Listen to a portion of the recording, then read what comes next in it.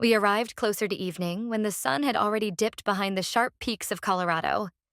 The air was crisp, resonant, and it made my head spin just a little. Looking at the cozy chalet surrounded by slender pines, I felt that special joy that only new places can evoke.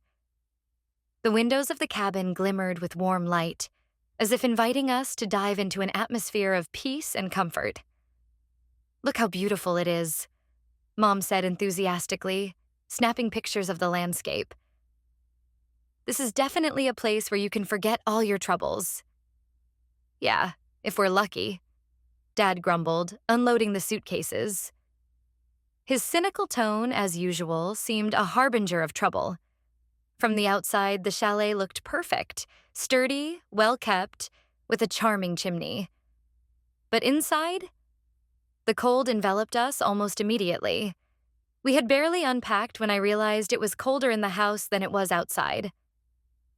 "That can't be right," Dad muttered irritably, checking the radiators. They were ice cold.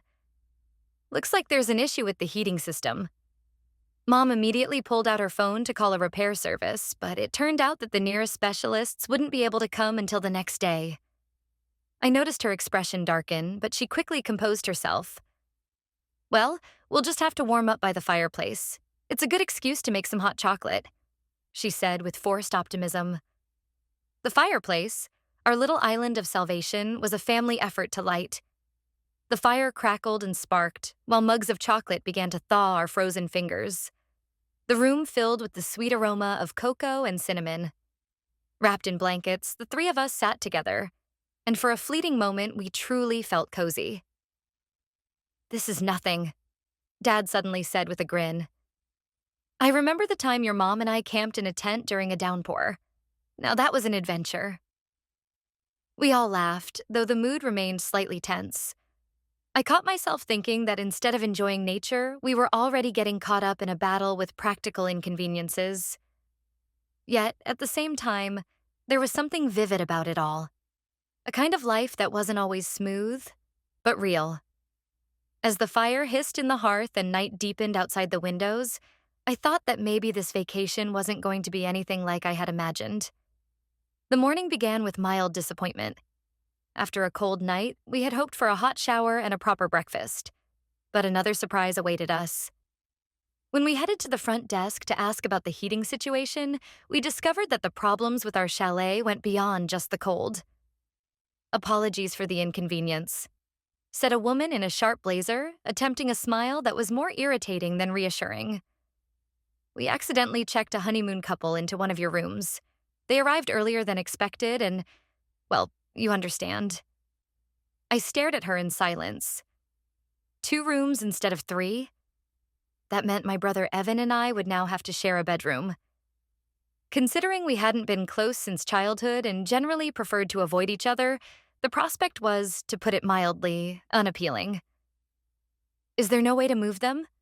Mom asked weakly. She wasn't one to argue, but it was clear the situation was testing her patience. "Unfortunately, all the other rooms are taken," the woman replied, cutting off any further discussion like a knife. We returned to the chalet in silence. Evan was the first to peek into the room that would now be ours. "Fantastic," he said with dripping sarcasm, eyeing the beds positioned within arm's reach of each other. "Just don't snore." "As if I'll be able to sleep with you glued to your phone until 3 in the morning," I shot back. But the biggest surprise turned out to be our neighbors. We had just started unpacking when loud laughter erupted from the other side of the wall. The walls were so thin we could hear every word of their conversation. "Oh my God, this is unbearable," I hissed, shooting an annoyed glance at Evan. "Relax," he said, clearly not sharing my indignation. "People are just having fun. Maybe you should try learning from them."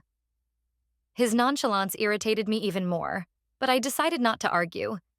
Instead, I locked myself in the bathroom, trying to tune out the noise from next door. Still, I couldn't shake the feeling that this was only the beginning. When I came out, Evan, to my surprise, was sitting by the window, staring thoughtfully at the snow-capped peaks. He didn't look irritated or upset, just strangely distant. For a moment, I even felt a pang of guilt for snapping at him. Maybe this is for the best, he murmured without turning around. What? That it's just the two of us here. Gives us a chance to talk. I snorted in response. Too much had already happened for one morning. The kitchen in our chalet was communal, which didn't bother me. At least, not until I came face to face with the source of all our inconveniences, the noisy couple from the neighboring room.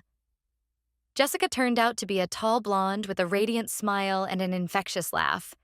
Her husband, Chris, was her polar opposite. Calm, reserved, with a deep voice that immediately commanded attention. They were making dinner, and the air was thick with the enticing aroma of garlic and spices. "Oh, hi," Jessica exclaimed when she noticed us. "Hope we haven't been too noisy?" I froze, scrambling for a polite response, but Mom jumped in, taking charge. "It's a bit audible, but honestly, it livens things up. We've got our own issues, so noise isn't the worst of it." Jessica laughed, as if Mom had told a fantastic joke. Evan, trailing behind me, gave them a brief nod before heading to the fridge, but I noticed how he avoided looking directly at Jessica, as if her presence made him uneasy. A few minutes later, while we rummaged through the groceries, Chris spoke up. "Hey, why don't we have dinner together? There's plenty of space here. Honestly, we feel a bit guilty about the room mix-up." "Oh, stop it," Jessica playfully nudged him. "But it's a great idea. Better than hiding in separate corners, right?" I was ready to decline, but Mom had already agreed, and before long we were all seated around a large wooden table. Plates of pasta, salads, and a cheesy casserole, cooked by Chris himself, were spread out before us. "Did you really make this yourself?" Mom asked in amazement after trying a bite. "Well, I enjoy cooking," he admitted modestly.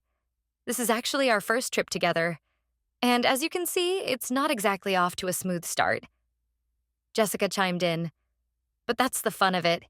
If it weren't for the mix-up, we wouldn't have met." We chatted about vacation plans, sharing routes and ideas for local excursions. To my surprise, Evan showed genuine interest, asking Chris about trekking trails. At one point, Jessica shared a joke about tourists encountering a bear. Her laughter was so contagious that soon we were all in stitches. Even Evan, who had mostly been listening up until then. The evening turned out to be unexpectedly pleasant. Back in our room, I realized my initial resentment toward our neighbors had somehow melted away. But just as I settled into bed, a new problem made itself known. "Do you hear that?" I whispered to Evan, turning toward him. "What?" I shifted slightly, and an ominous creak echoed through the room. Evan burst out laughing.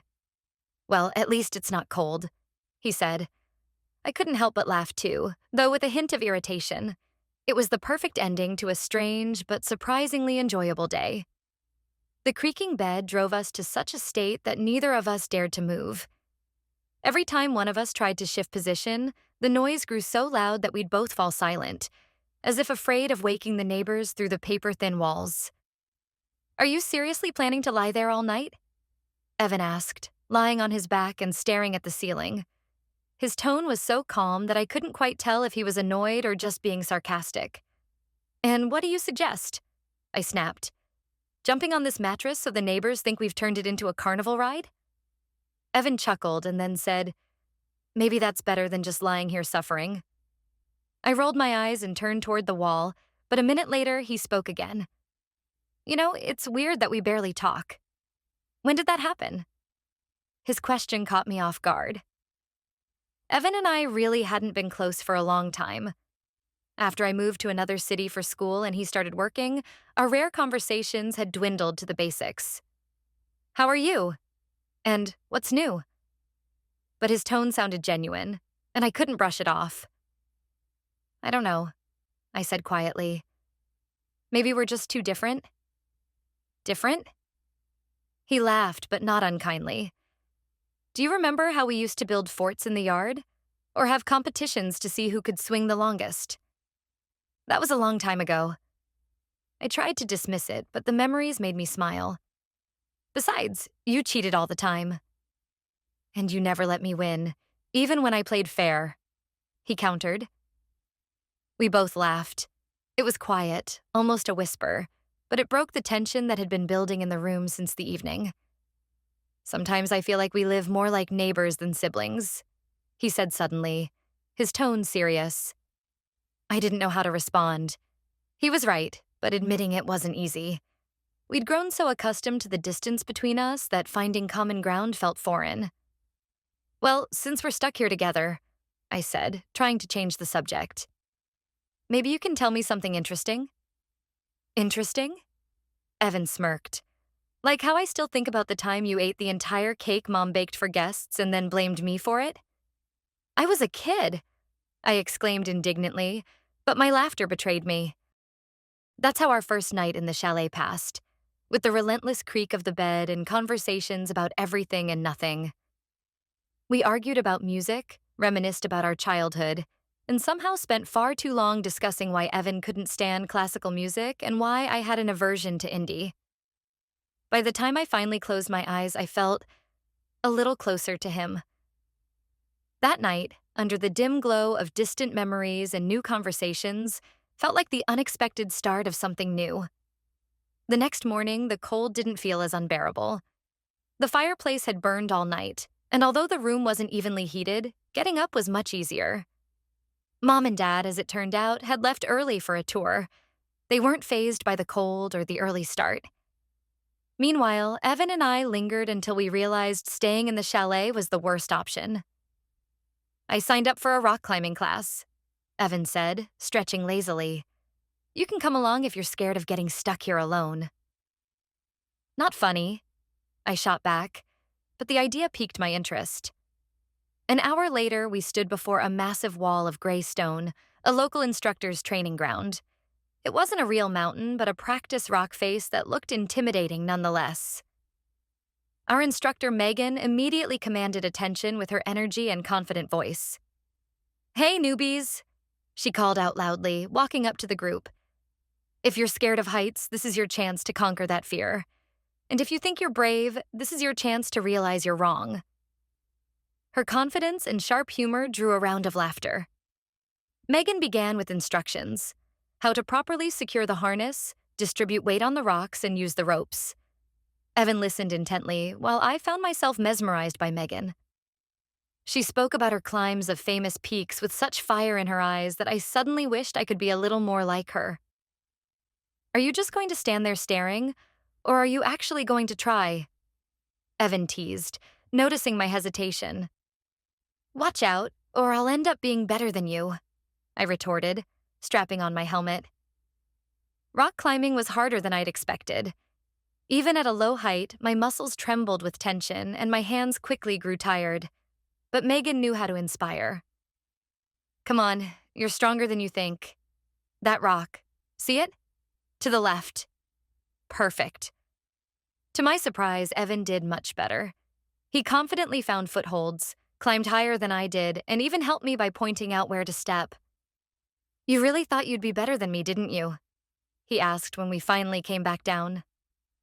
"Well, I had to let you win so you could feel like a hero," I replied with a wave of my hand. Megan overheard us and laughed. "You know, I sometimes think the best climbing partners are the ones who can roast each other with a good joke. But honestly, you both did great for your first time." After the session, we stayed behind for a while, chatting with Megan. She shared stories about her climb up El Capitan in Yosemite. Her tale of spending 3 days on a sheer rock face left me in awe and a little envious. "Did you ever think about giving up?" I asked. "Not once," she said confidently. "The key is believing the next hold is always there." Her words stuck with me. Maybe they applied to more than just climbing. As we left the training area, I felt a surprising sense of lightness. The day hadn't been perfect, but it had been a step towards something new, and maybe even something better. After the climbing session, Megan suggested we hike up to a nearby lookout point. It wasn't a particularly challenging route, more of a walk, but the view from the top promised to be breathtaking. Evan and I agreed without hesitation. The trail wound through pines and rocks, the air growing cooler as we climbed higher. I felt tired, but seeing the determined look on Evan's face, I tried not to show it. Besides, the thought of a snack and possibly some hot tea from Megan's thermos waiting at the summit kept me moving. When we finally reached the viewpoint, it felt like the entire world unfolded before us. Mountain ridges stretched into the distance, a shimmering lake lay nestled below, and snow-capped peaks sparkled in the sunlight. It was so stunning that I instinctively held my breath. Worth every step, I exhaled, pulling out the sandwiches we'd prepared earlier from my backpack. Evan sat beside me on a flat rock, gazing pensively at the horizon. We ate in silence, soaking in the moment, until I noticed him staring too intently at one spot. "What? Are you planning to jump?" I joked. He smirked, but kept his expression serious. "Have you ever thought about how all of this, our lives, it's like a game we're playing by rules we didn't even choose?" His question caught me off guard. "What do you mean?" "Well, think about it. You live, study, work, but is that it? It's like you never really choose. You just do what's expected." I didn't know how to respond. Maybe because I sometimes felt the same way, but was too scared to admit it. "And what do you want to do?" I asked cautiously. Evan was silent for a moment, then said, "Quit the office. Find something real. Maybe become a guide. Live somewhere like this in the mountains. Wake up every day to a sky like this." I didn't expect to hear that from him. Evan had always seemed like a pragmatist, someone who understood how things worked and how to succeed. His dream sounded so alien and out of character. "But you've worked so hard for your job. You have stability, good prospects." I started, but stopped when I saw the look on his face. "That's exactly what scares me," he replied. "Everything's already planned out, and I'm not even sure I want to follow that plan." We sat in silence for a long time. The wind played with our hair, and the pines whispered their secrets around us. "You know," I finally said, "maybe you're right. Sometimes the rules really do feel imposed." Evan looked at me and smiled. It was a real warm smile, like the one he used to have as a kid when he won our made-up games. "So you support me?" I think, "Yes, if this is what you really want." We stayed on that summit for a long time, talking about dreams, life, and the importance of sometimes pausing to ask yourself the right question. What if everything could be different? In the evening, back at the chalet, we found Jessica and Chris already settled in the shared living room. They invited us to join them, but their offer sounded far more exciting than just chatting. "We found a local bowling club," Jessica announced enthusiastically. "It's cozy, they serve pizza, and you can try some local beer. Want to come with us?" Evan agreed immediately, and after a moment's thought, I realized that unwinding after the day's exertion might not be such a bad idea. Mom and Dad decided to stay behind, saying they wanted a quiet movie night. So, off we went with our new friends. The bowling club was small but brimming with charm. I felt like I'd stepped into an old movie. Soft lighting, polished wooden lanes, the satisfying crash of pins, and a soundtrack of mellow music. We claimed a lane, ordered drinks, and the game began. Evan surprised everyone right away. He was so good that he scored a strike on his very first throw. "Wow, are you secretly a pro?" Chris asked, watching the pins scatter impressively. "No, just lucky," Evan replied modestly, though it was clear he was pleased. My turn, however, was less impressive. My first throw didn't just miss. It rolled awkwardly into the gutter. Jessica laughed. "Don't worry, first tries are always the roughest." I tried again, and this time I managed to knock down 2 pins, but I was so focused on my throw that I didn't notice my elbow hitting the table behind me. 2 glasses toppled and shattered on the floor. "Oh no," I exclaimed, turning bright red. But instead of awkward silence, the room erupted in laughter. "Don't sweat it, it happens to everyone," Jessica said, handing me napkins to wipe my hands. Evan, ever the opportunist, couldn't resist a jab. "Well, at least you've knocked over more glasses than pins." "Very funny," I muttered, but even I couldn't keep from smiling. The game went on. Chris turned out to be a mediocre bowler, but made up for it with his infectious enthusiasm. Jessica, on the other hand, was steady and skilled, though she wasn't one to brag. When she finally scored her first strike, Chris declared loudly, "That's my wife." Pride of the family. By the end of the game, Evan was the clear winner. He even offered me a few tips, and by my last throw, I managed to knock down nearly all the pins. That small triumph lifted my spirits. When we returned to the chalet, the mood was light and cheerful. The dinner, laughter, and game had brought us closer to our neighbors. Even Evan, who was usually reserved, seemed more relaxed than usual. Before we headed to our rooms, Jessica playfully suggested, "Tomorrow, I want to plan something fun. Maybe a picnic or a hike?" "Evan, you've got a few hidden talents left, don't you?" Evan just smiled mysteriously, and I thought to myself that this evening had been one of the coziest and most enjoyable in years. When we returned to the chalet, it was already late, but still buzzing from the bowling, we couldn't quite settle down. The lights were still on in the living room, and Mom and Dad, comfortably settled on the couch, were watching a movie. When they saw us, they glanced up briefly, but quickly returned their attention to the screen. "All right, I admit it," I said, tossing my backpack onto the chair. "You impressed everyone at bowling tonight." "Of course I did," Evan replied with a smirk, taking off his jacket. "Not everyone can be as clumsy as you." "Seriously?" I raised an eyebrow, feeling the competitive spirit from the game spilling into an argument. "I could beat you anytime, just give me a chance." "Anytime?" Evan grinned wider. "Come on, name one thing you're better at." That was a challenge, and I accepted it without hesitation. "Cooking," I declared, crossing my arms. "Huh? Cooking? You?" He laughed. "You turn on the kettle like it's a ticking time bomb." "At least I can make the perfect omelet, unlike you, who probably can't even crack an egg properly." What started as a playful banter could have stayed that way, but then Mom intervened. "Maybe you two should stop arguing and put it to the test." "What?" we both asked in unison. "Make omelets. Right now. In the kitchen. Your dad and I will be the judges," she suggested, smiling with interest. Evan snorted, but it was clear he was intrigued. I wasn't backing down either. We both headed to the kitchen, already thinking through our recipes. Minutes later, the real battle began. To my surprise, Evan handled the knife skillfully, chopping the herbs, while I, not to be outdone, added my secret ingredient, a little cheese with spices. We were silent, but the tension in the air was palpable. When both plates of omelets were on the table, our parents approached with the demeanor of judges at a cooking show. "All right, let's try this," Dad said, picking up a fork. He tasted Evan's omelet first.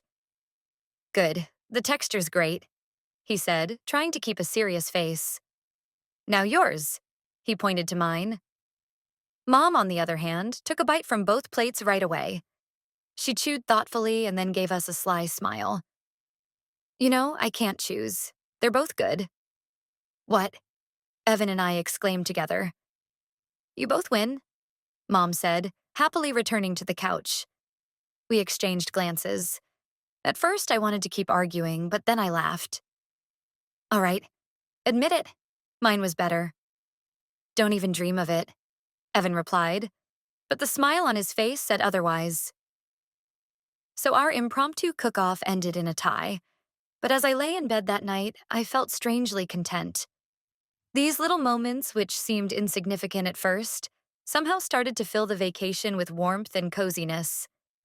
In the morning, our parents cheerfully announced that they planned to spend the day together on an excursion to the ice waterfalls. Wasting no time, Evan signed up for the same tour. That stung a little.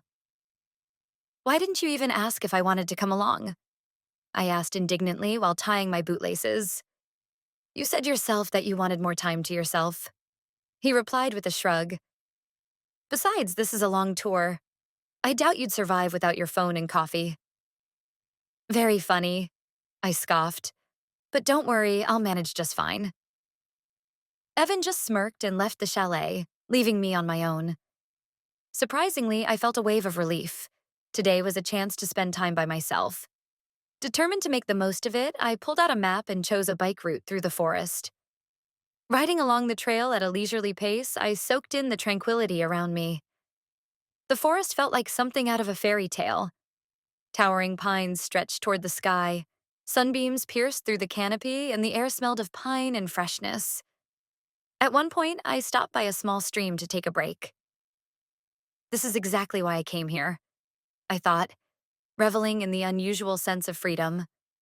While I was snapping photos of the gnarled roots of a tree, my phone buzzed. A message from Evan. Our guide is a walking encyclopedia. You'd lose your mind over all these stories about the Ice Age. I chuckled. He never missed an opportunity to tease me, even from afar. Hurry up and become a guide yourself. Then maybe I'd join one of your tours. Until then, enjoy your encyclopedic happiness, I replied.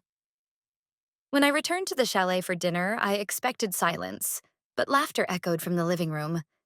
Evan and our parents were chatting about their day. It turned out the waterfalls had been spectacular, and their guide was indeed a fascinating character. And you? How was your solo adventure? Evan asked with a mocking grin. Great, I said, sitting down at the table. At least I didn't spend the day stuck in a group listening to lectures. So, you prefer to be bored all by yourself? No, I prefer doing what I want instead of following the herd. Our playful banter quickly turned into a debate about which was better, group activities or solitary adventures.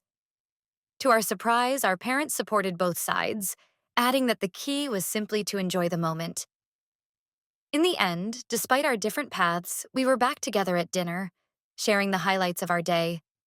And I realized that perhaps it was days like this, different yet connected, that made a vacation truly special. The next day, we decided to try something different. Mom suggested visiting a local escape room she had heard good things about. The theme was Lost Miner's Gold.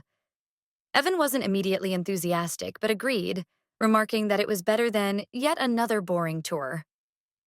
The escape room began in a dimly lit chamber with heavy wooden walls and decor that resembled an old mining shaft. The air carried the scent of aged wood and dust, adding to the immersive atmosphere.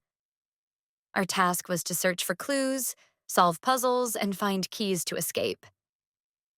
All right, does anyone have an idea where to start? Mom asked, glancing around. Obviously, we start by not panicking, Evan replied, already inspecting a large chest. I noticed faint lettering etched into the wall and pointed it out to the others. It turned out to be a ciphered code that led us to the first major clue. Evan became intensely focused, and I couldn't help but admire him in that moment. Calm, confident, and just a little detached in a way that drew my attention. As we reached the final room, time was running out. The staff split us into pairs to tackle the last set of puzzles more efficiently. I was paired with Evan.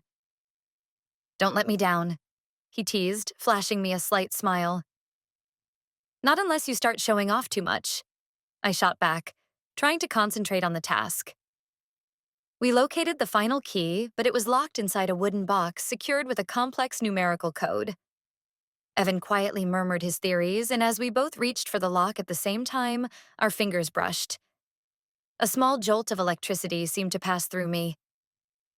Got it, he exclaimed, unlocking the box. We'd won. Overwhelmed with excitement, I couldn't stop myself from leaping into his arms. Laughing, he lifted me off the ground. Then something happened that I hadn't expected.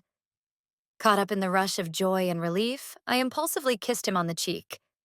It was quick, but the moment it happened, I felt heat flood my face. Evan froze for a second, then slowly broke into a smile. Well, that's even better than gold, he said, still holding me close. Shut up, I mumbled, completely unsure of what to do with the swirl of emotions inside me. Thankfully, just then, our parents burst into the room with cheers. Well done! We made it! They shouted, their voices full of pride. The moment passed, leaving behind a strange mix of exhilaration, confusion, and an unexpected sense of closeness. But for now, I let it settle, joining in the shared celebration of our hard-earned victory. After dinner, when our parents went to bed, it was just Evan and me left in the living room. I had avoided his gaze all evening, unsure how to react to his sudden decision to leave. My thoughts were jumbled, irritation mixing with something deeper I couldn't quite define. Evan got up from the table and walked to the window. His silhouette stood out against the dark night sky, dimly illuminated by the light of the moon. I watched him until he turned around and caught my gaze. "You're angry, aren't you?" he asked softly. "Angry?" I scoffed, though inside everything was boiling. "It's your decision, Evan. Go if you think it's the right thing to do." He stepped closer, his movements slow but deliberate. "Don't lie," he said, looking directly at me. "You don't want me to go." I stood up abruptly, feeling a wave of anger surge through me. "Oh, do you want me to beg you to stay?" I snapped. "Why are you always like this? Hiding behind work, behind excuses? Do you even realize how hard it's been to get used to having you around again?" Evan froze as if my words had struck a nerve. "You're right," he said quietly. "I do hide. I always hide, because I'm scared that if I stay, I'll make a mistake that ruins everything." "What mistake are you talking about?" I asked, my heart pounding. Evan stepped even closer, and now there was barely any space between us. He raised his hand and gently touched my cheek. "This one," he whispered. And before I could process what was happening, his lips brushed against mine. The kiss was gentle but filled with all the tension that had been building between us over the past few days. At first, I froze, stunned, but then I felt all the irritation and doubts dissolve. I kissed him back, forgetting everything else. When we pulled away, his hand still rested lightly on my waist, and his breathing was uneven. "It's not a mistake," I said, meeting his gaze. Evan smiled for the first time in a long while, without any hint of uncertainty. "I'll stay," he said quietly. "At least until morning." We both laughed, and it was the kind of laugh that released all the tension and left only relief. That night, we spent hours talking in his room, sharing stories, laughing, and dreaming aloud until we fell asleep in each other's arms, wrapped under the same blanket. When I woke up the next morning, the first rays of sunlight filtered through the curtains, and Evan was there beside me, calm, steady, as if nothing weighed on him anymore. And in that moment, I realized it wasn't just a fleeting kiss. It was the start of something new. The morning began with soft light streaming into the room through the thin curtains. Evan was still asleep beside me, his hand resting lightly on my waist, and I didn't want to move, afraid of waking him.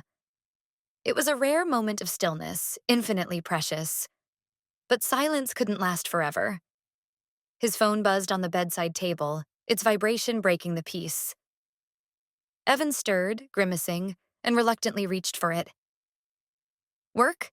I asked, feeling a faint shadow of tension creeping back in. He nodded, glancing at the screen. "Yeah," he said after reading the message. "They need a report by tomorrow morning. I have to leave." "You said you'd stay," I reminded him softly, a tightness forming in my chest. "I did stay," he replied, turning to face me. His eyes held something I couldn't immediately place.